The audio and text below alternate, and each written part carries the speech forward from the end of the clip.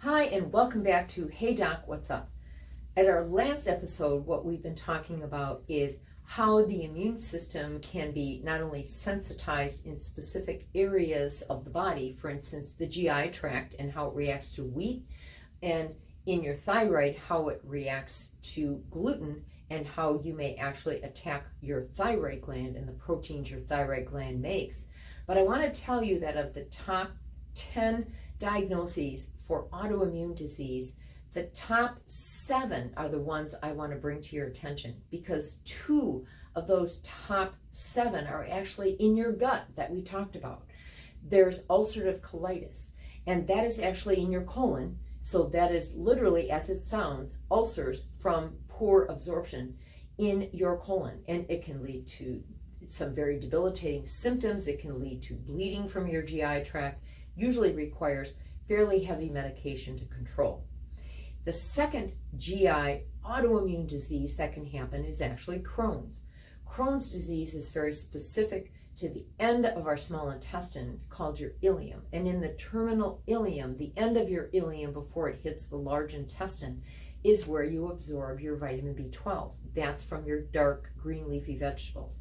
So people that cannot specifically absorb vitamin B12 will usually be challenged by their doctor as to whether they can absorb it by an oral supplement. And if they can't absorb it, they're called intrinsic factor, that they cannot absorb that vitamin B12.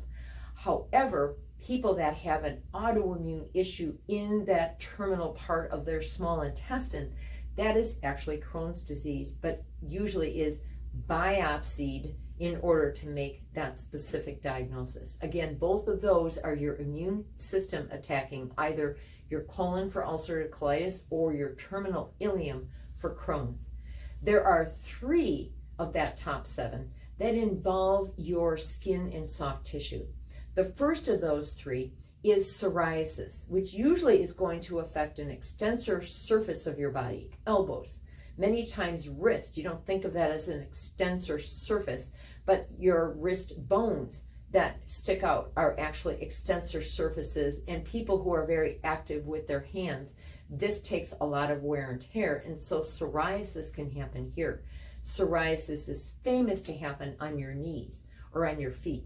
And it's an extra fast growth of tissue so that it mounds up, it gets thick, and it is actually your immune system that is attacking your skin. Another skin or soft tissue kind of autoimmune disease is actually scleroderma, with its cousin, the third one, lupus. That's when your immune system attacks the soft tissue, the tissue between your skin and muscle. That soft tissue or connective tissue can be attacked in specific areas or in multiple areas.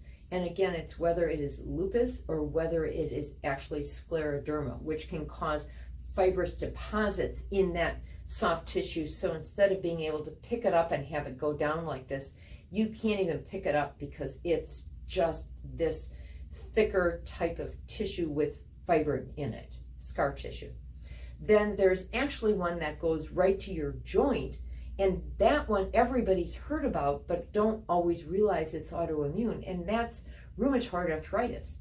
And some people might say, well, wait a minute, does psoriasis and psoriatic arthritis, is that another one? Of course it is. Again, take psoriasis and put it into an arthritis joint. It may actually be a little bit of rheumatoid, it may not. But if it's more of a crystalline, it's then a psoriatic arthritis, which again, psoriasis is autoimmune. But the one that really is difficult for most of us to understand, and now it's your immune system attacking this organ, is MS. MS, or multiple sclerosis, is your immune system attacking your brain. Wow. How does it go from other parts of your body? How does it even get into your brain? Don't we have a blood-brain barrier that protects that type of thing from even happening? Well, that's a great question. But I want to say to you, if you can get a leaky gut from attacking the gluten and the wheat in your GI tract, and you take part of the actual gut wall, and now you've attacked the gut wall, and you make a leaky gut, bigger holes in your colander, you can also, with letting bacteria in your bloodstream, attack your blood-brain barrier. And now you've got a leaky blood-brain barrier. Wow. So that can actually be one of the reasons why some people are attacking their brain, MS.